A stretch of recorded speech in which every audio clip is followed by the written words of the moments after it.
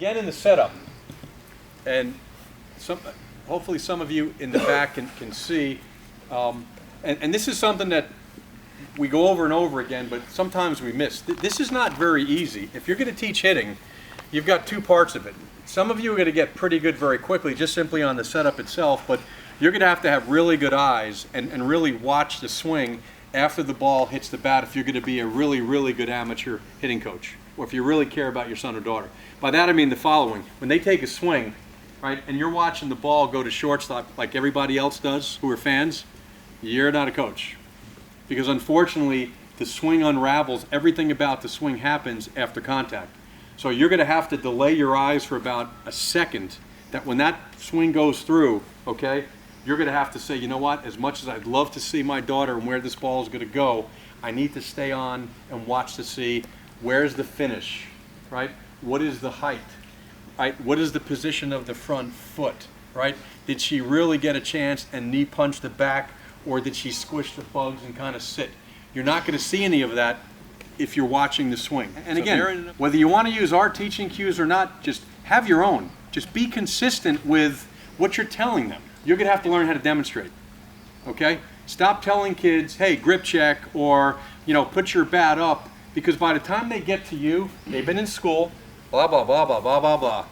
They've been home talking to mom and dad, blah, blah, blah, blah, blah, blah, blah. They are audioed out, okay? If you're going to be a good coach, you're going to have to learn to demonstrate, to demonstrate, to demonstrate.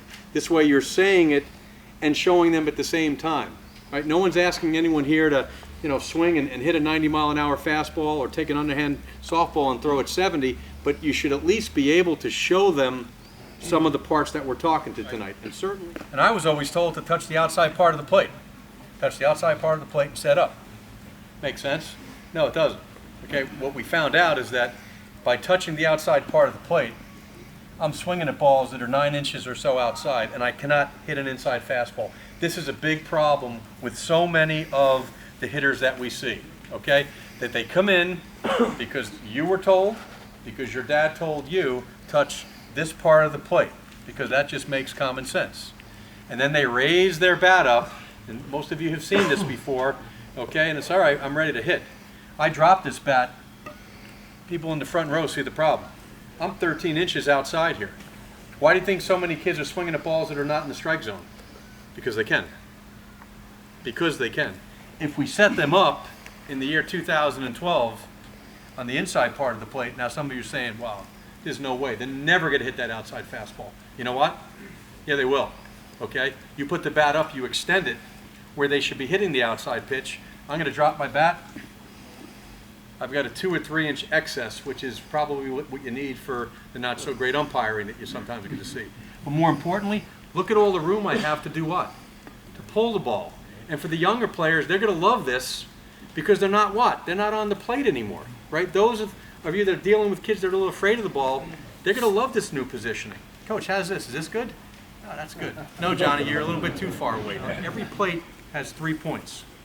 Pretty simple to do. This is 1, this is 2, this is 3. And even the T-ball players, get them to understand that when they're going to come in, they're going to put their front foot lined up on point number 2. This is point number 2. 1, 2, and 3, right? We use number 2 because that's kind of in the middle, right? So they're going to walk in and they're going to measure up 2 ways. Okay, I'm going to take the bat, I'm going to touch the inside part of the plate, and my front foot's going to be lined up on the second point. Lining it up that way, they're putting themselves in the back third of the batter's box. That's a good starting point.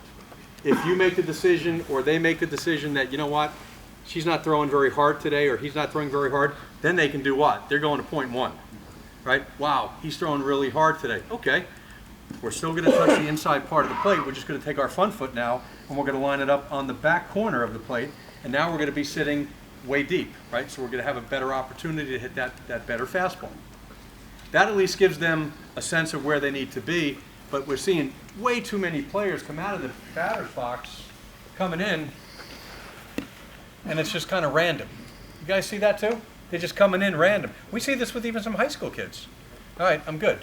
I mean, I love the little 3-4-year-olds that come in. They stand on the plate. No, that's not really where you want to be. But make sure that in the beginning, you're touching the inside part of the plate, and you're really starting to understand 1, 2, and 3. The better players, as they start seeing fast or slow, will be able to make an adjustment on that also. Younger players, just get in your stance and just simply go 1 foot wider. That gives them a little bit more than shoulder distance apart. That's the beginning of a pretty good athlete right there.